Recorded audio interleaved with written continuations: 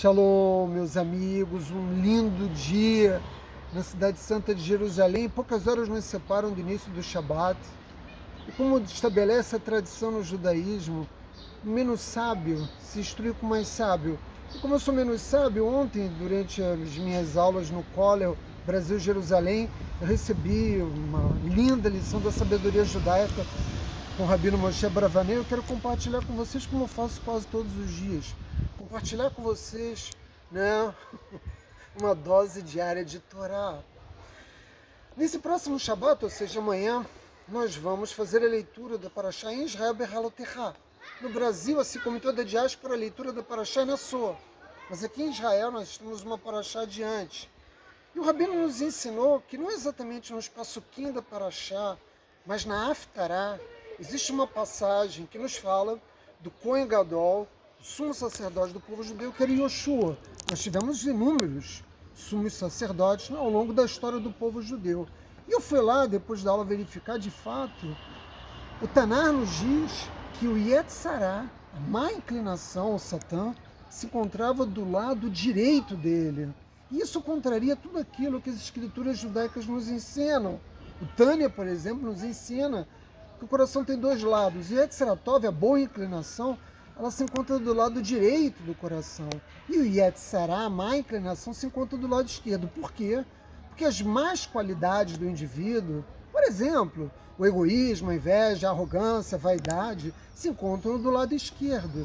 E é óbvio que a má inclinação procura usar essas más qualidades para influenciar a pessoa a cometer pecados, a se afastar de Akadosh Baruch Hu. A má inclinação existe, foi criada por Hashem para nos influenciar a quê?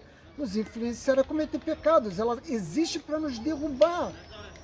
E vejam, o Rafa Yitzhak faz essa pergunta: como é possível, com base em tudo que nós temos estudado ao longo de milhares de anos no judaísmo, que Yoshua tivesse o Yetzará dele do lado direito e não do lado esquerdo, conforme nós sabemos inúmeras descrições no judaísmo que nos falam que o Levi Ranran, quer dizer, o Talmid Ranran, ele está do lado direito do coração. O Tzadik tem a sua mente, os seus atos, os seus pensamentos do lado direito do coração, associados às boas inclinações. Mas o Tanar faz essa afirmação. Como explicar isso?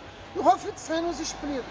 Ele nos diz que acerca dos caminhos do Yetzará, ele procura justamente fazer com que os homens cometam as suas transgressões. Por isso é tão importante estar atento, de olhos abertos a tudo aquilo que nós fazemos, nada de deixar a vida me levar. Nós temos que controlar os nossos atos, os nossos pensamentos e também a nossa fala. A meta do Yetzará é justamente se tornar um anjo acusador. Toda vez que você comete um pecado, aquele pecado se transforma num anjo acusador. Ele é teu promotor nos planos celestiais. E é para isso que o Yetzará coloca obstáculos, para você cair neles. Se você consegue vencer esses obstáculos, você tem uma conquista importante. E essa conquista resulta em mérito, que é o mérito que vai te conduzir ao Olam Abá, nos mundos celestiais. Em outras palavras, se você faz a vontade do Criador, se você faz a vontade de Akadosh Baruch Hu, você vai conseguir vencer o Yetzará. E essa luta permanente do homem, tendo, né, esses dois anjos influenciando ele, faz parte justamente do livre-arbítrio do ser humano. Hashem nos colocou nessa posição para que nós possamos sempre escolher o caminho certo, não nos desviarmos do caminho. E o que o Yetzará quer é o quê? Que nós nos desviemos do caminho. E essa luta, ela começa no dia que você nasce e ela termina no dia que você morre. Os desafios que o Yetzará lança sobre as nossas vidas, a má influência que ele exerce sobre nós é constante. Só existe um momento que o Yetzará perde a sua força, que ele não é capaz de nos influenciar. Que dia é esse? Quando nós pensamos na morte. Mas aí você me perguntaria, mas Átila, o Yetzará não é o anjo da morte? Como é possível que o anjo da morte tenha medo do dia que você pensa na morte? E a explicação é muito simples. O anjo da morte, ele nos influencia justamente por meio das nossas más qualidades. Quando você pensa na morte, você tem medo. Então toda aquela que é sua arrogância, toda aquela que é sua vaidade, toda aquela vida orientada por desejos inúteis, desaparece. Porque quando o homem percebe a sua condição de transitoriedade, a sua perenidade existencial, então ele se dá conta, né, de que ele não tem a força, o poder que ele acredita. E nesse sentido, o Yetzirah se afasta, porque ele não tem mais a capacidade de exercer a sua força, a sua influência nas nossas más qualidades, porque nós nos afastamos. Né? Gassut Haruah, que é como Zohar se refere a isso. Portanto, ter medo da morte é muito bom, porque isso pode nos levar a corrigir as nossas ações. Mas vejam que o Yetzirah luta uma vida inteira conosco para nos fazer cairmos. E muitas vezes ele não consegue. Por quê? Porque o Yetzirah tem dificuldade de influenciar um tzadik, um homem justo, reto, correto. Toda vez que nós fazemos as escolhas certas, nós fazemos com que o Yetzirah sofra uma derrota, uma perda. Mas o Yetzirah tem muitas estratégias. Quando ele não consegue nos derrubar por meio de um caminho, ele busca um outro caminho. O que isso significa?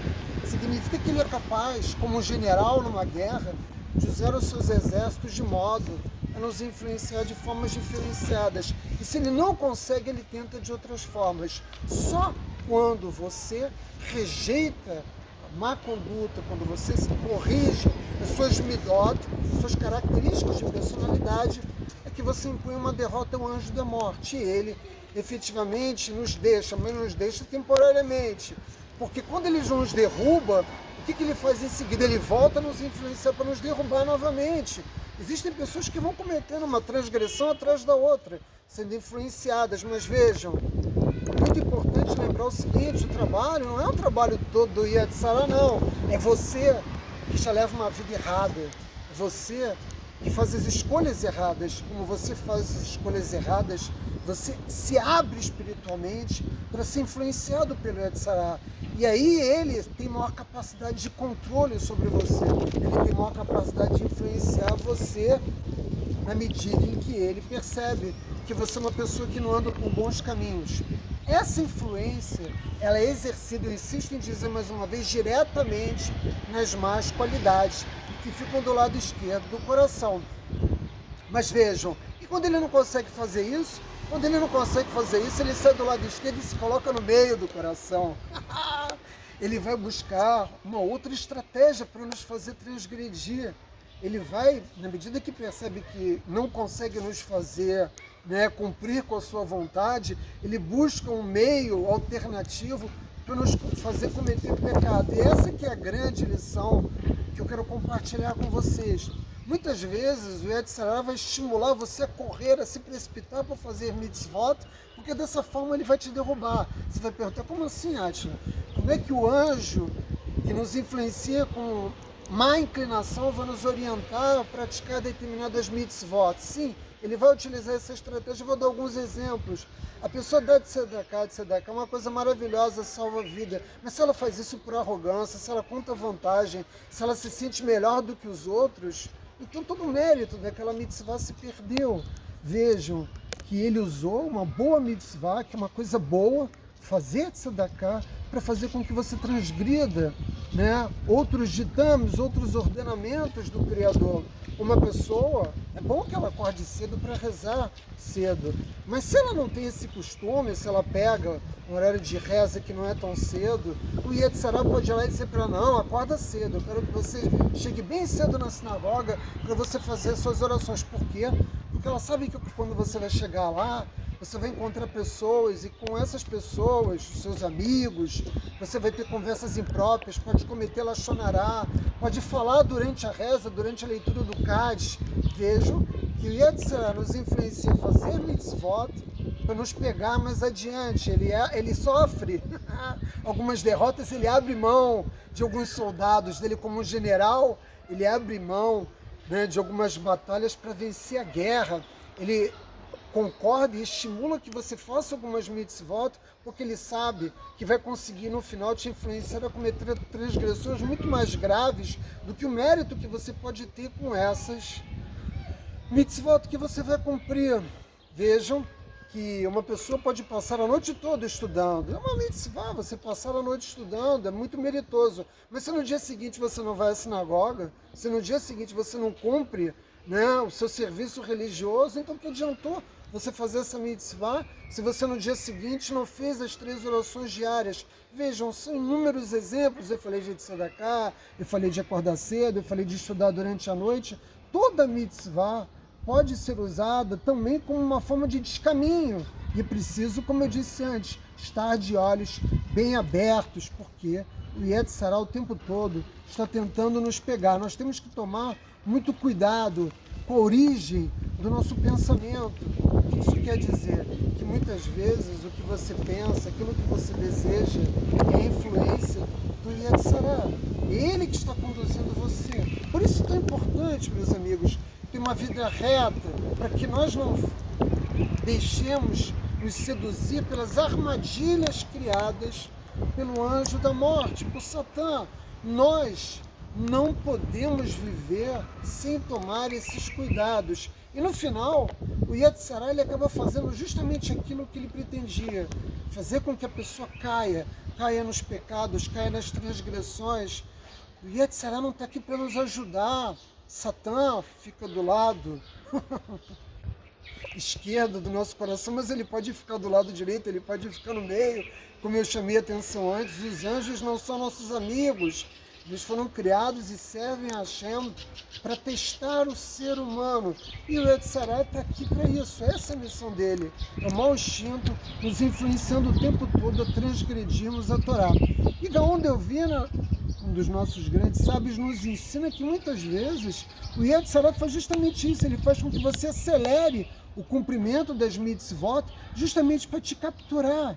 Ou seja, ele busca influenciar você a cometer transgressões na medida em que você não é capaz de acelerar o cumprimento de tantas mitzvot, cada um no seu nível. Cada degrau tem que ser subir um degrau de cada vez, né? Muitas pessoas, não, eu quero me converter, quero se tornar um judeu ortodoxo, vou cumprir todas as mitzvot da Torá. Meus amigos, isso não acontece. É um processo paulatinamente. E é o Yetzer Hara que lucra quando você, atabalhoadamente, tenta fazer mais do que você é capaz. Porque nós vamos nos fortalecendo com as mitzvot, vamos recebendo certa de Shemai, ajuda dos céus, para cometer, para praticar novas mitzvot. Então, o que nós aprendemos com Yetzer Hara? Nessa passagem do Taná, nós aprendemos que ele sempre está tentando nos derrubar e que nós devemos fazer a mesma coisa que ele, usar a mesma técnica que ele. Você vai perguntar, como assim? Você pecou, transgrediu? Quebra o teu coração, meu amigo. Quebrar o coração e se arrepender, é fazer techuvá. Quando uma pessoa que comete um pecado reconhece a gravidade do pecado que ele comete, sabe o que acontece? Ele enfraquece a influência do anjo acusador. Hashem já percebe que a pessoa está arrependida. A pessoa não precisa ser punida por Hashem. Por quê? Porque Hashem já sabe que no coração dela já existe um arrependimento verdadeiro. E sempre é possível corrigir os nossos atos. A Torá nos ensina que, sabe, aquele que cai 7 vezes e levanta. O perverso é aquele que cai e fica no chão estirado. E o justo, o bom, é aquele que cai, mas que sempre se levanta, meus amigos. Essa é a forma de nós enfrentarmos as transgressões que o Yetzer Hara tenta nos conduzir a cometer. Nós temos que enfraquecer a presença da má inclinação no mundo. Não peça bênçãos a Hashem se você não está disposto a corrigir a sua vida. Se esforce para obter a misericórdia do Criador com mérito, e não apenas como um ser humano morto-vivo que vive nesse mundo apenas pela misericórdia de Hashem. Por isso, meus amigos, sempre é possível nos levantarmos, mas é melhor ainda não cair. Shabbat Shalom.